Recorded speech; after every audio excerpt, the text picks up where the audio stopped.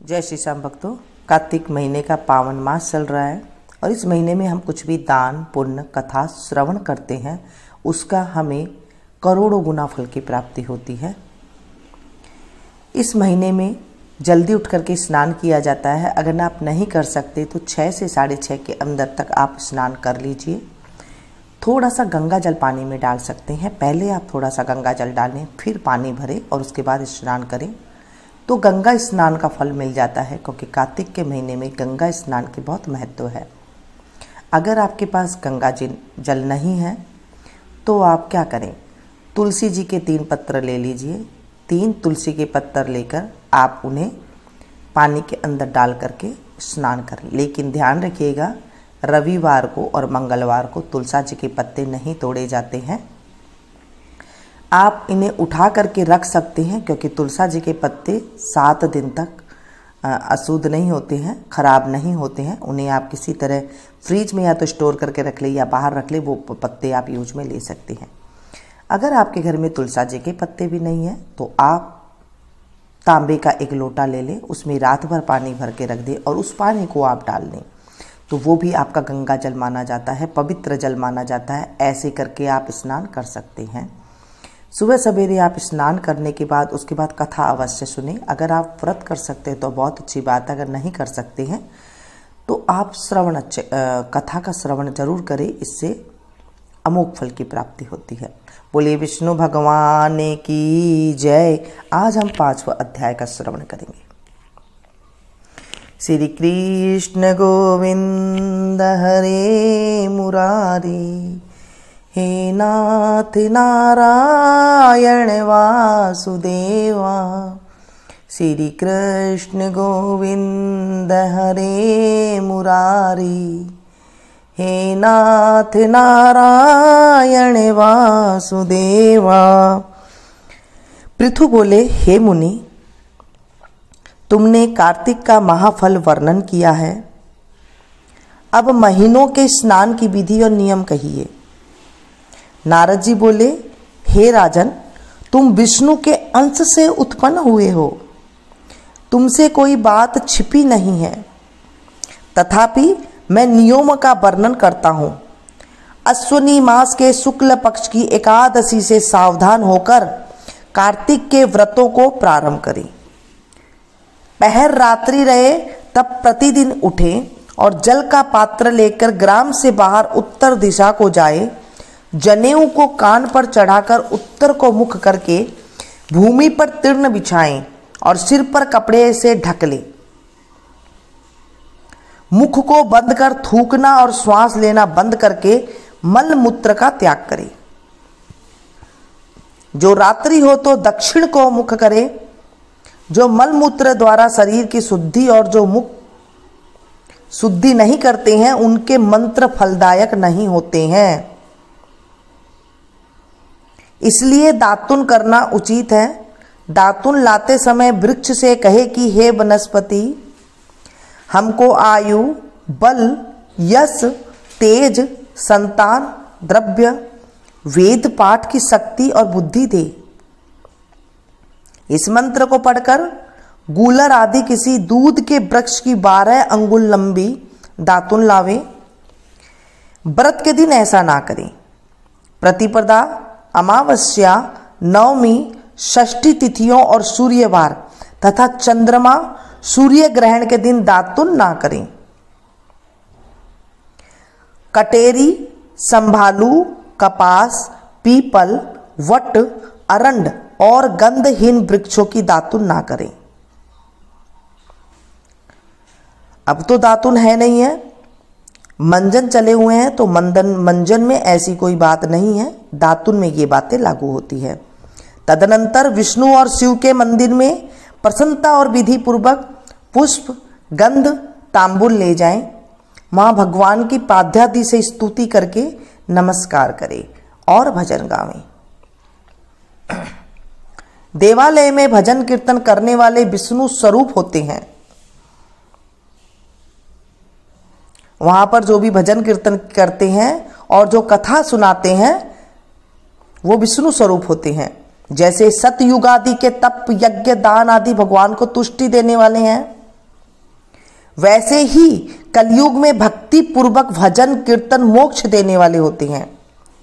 नारद जी बोले, शिरस, धतूरा, कटेर, मल्लिका, सेमर, आक, कनेर के फूल तथा अक्षतों से विष्णु की पूजा नहीं होती।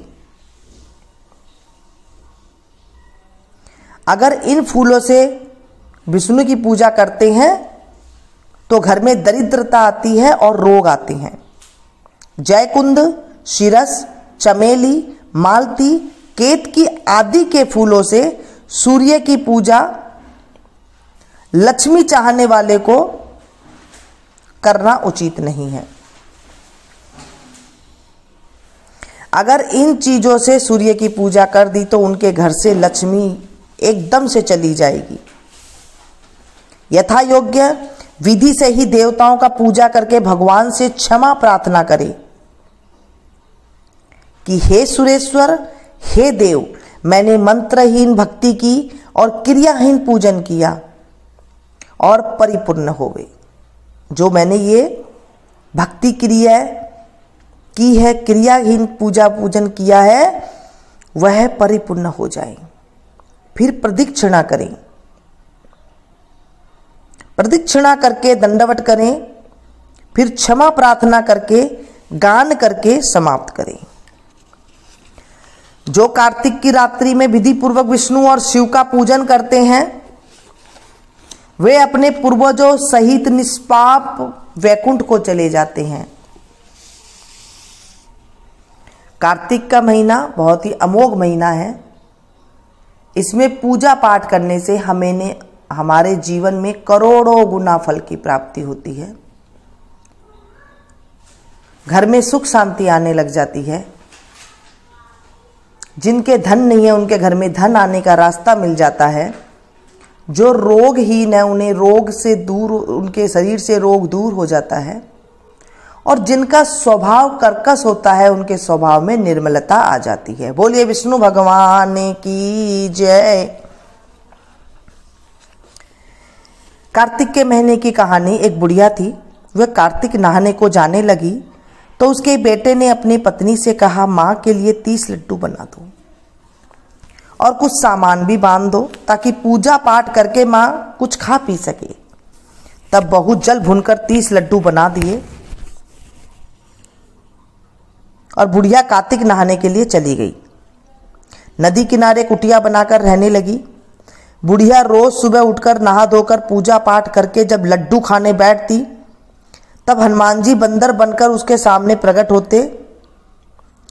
तब बुढ़िया खुश होकर बंदर को लड्डू खिला देती। इस प्रकार वह रोज आकर बुढ़िया के लड्डू खा जाते।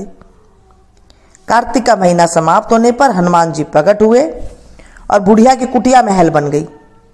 उस महल में धन दौलत व अन्न के भंडार भर गए। बुढ़िया निरोगी हो गई और वह बहुत धूमधाम से अपने बेटे के पास धन दौलत लेकर आई। तब बहू कहने लगी, अगली कार्तिक में मैं भी अपनी मां को नहलाऊंगी। कार्तिक का महीना आया। उसने खूब सारा घी मेवा डालकर लड्डू बनाए। उसने 30 लड्डू अपनी मां के लिए बांध दिए और मां कार्तिक नहाने चली गई। वह रोज सुबह उठकर लड्डू खाने बैठ जाती। तब हनुमान जी उसके सामने बंदर बनकर आते तो वह उन्हें पत्थर मारकर कहती, मेरा पेट तो नहीं भरा, तुझे कहां से दे दूं। इस प्रकार वह रोज सुबह सुबह लड्डू खाने बैठ जाती। कार्तिक समाप्त होने पर हनुमान जी प्रकट हुए और उसकी कुटिया कूड़े के ढेर में बदल गई और बुढ़िया डूकर बन गई। उसकी बेटी अपने पति से कहने लगी, कार्तिक का महीना समाप्त हो गया, मेरी मां को बैंड बाजे के साथ धूमधाम से लेकर आओ। जब वह अपनी मां को लेने भेजी और जब वह अपनी सास को लेने के लिए नदी किनारे गया तो देखता है कि ना तो वहां सास है और ना ही वहां कुटिया है। कुटिया की जगह पर कचरे का ढेर है। उस ढेर पर बुढ़िया डूकर बनकर घूम रही है। तब हनुमान जी प्रकट हुए और कहा, बेटा, तुम्हारी मां ने सत से कार्तिक नहाया था, पूजा पाठ करती थी, इसलिए तुम्हारी मां पर कार्तिक देवता बरसे। और यह बुढ़िया पापी मन से यहां रहती थी, इसने कार्तिक महीने में बेटी का घर का अन्न खाया, इसलिए कार्तिक देवता इस पर रुष्ट हो गए हैं और यह डूकर बन गई है। हे कार्तिक देवता, जैसे लड़के की मां पर बरसी वैसे सब पर बरसा, हमारे ऊपर भी बरसना, हमारे ऊपर भी कृपा करना, मेरे ऊपर भी कृपा करना। और इस कहानी कहते वक्त अगर मेरे से कोई भूल चूक हो गई हो तो मुझे माफ करना। इस कहानी को जो कहे, सुने, सुनाए, हुंकारा भरे, उसकी भी मनोकामना पूरी करना। जय बोले विष्णु भगवान की जय। कार्तिक के महीने में विष्णु भगवान का आरता जरूर गाना चाहिए।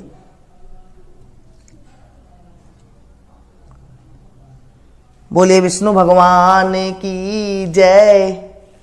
शांताकारं भुजगशयनं पद्मनाभं सुरेशं विश्वाधारं गगनसदृशं मेघवर्णं शुभांगं लक्ष्मीकान्तं कमलनयनं योगविद्यारनगम्यं वन्दे विष्णुभवहरं सर्वलोकैकनाथं। मंगलम भगवान विष्णु मंगलम गरुड़ध्वज मंगलम पुंडरीकाक्ष मंगलाय तनोहरि। सर्वमंगले मंगले शिवे सर्वार्थ साधिके शरण्य त्र्यंबके गौरी नारायणी नमोस्तुते। बोले विष्णु भगवान की जय। कृष्ण कन्हैया लाल की जय। बांके बिहारी की जय। इस कथा को आप ज़्यादा से ज़्यादा शेयर करें। जब हम किसी को कथा सुनाते हैं तो हमारे जीवन में पाप खत्म हो जाते हैं और पुण्य की प्राप्ति होती है। इसे आप ज़्यादा से ज़्यादा सुनाएं। जैसे मैं आप लोगों को सुना रही हूँ और आप लोग काफ़ी मात्रा में एक साथ सुन रही हैं। जब आप किसी को इसे शेयर करेंगे व्हाट्सएप पे, फेसबुक पे, जहाँ भी आपकी जानकारी है, अपने जानने वालों के पास शेयर करेंगे और वो एक साथ सुनेंगे आपकी कथा को, तो आपके जीवन में भी खुशियाँ आएगी, क्योंकि आप उन्हें कथा सुना रहे हैं और वो सुन रहे हैं। तो आपके खाते में 16वां हिस्सा पुण्य का अपने आप ही आ जाता है।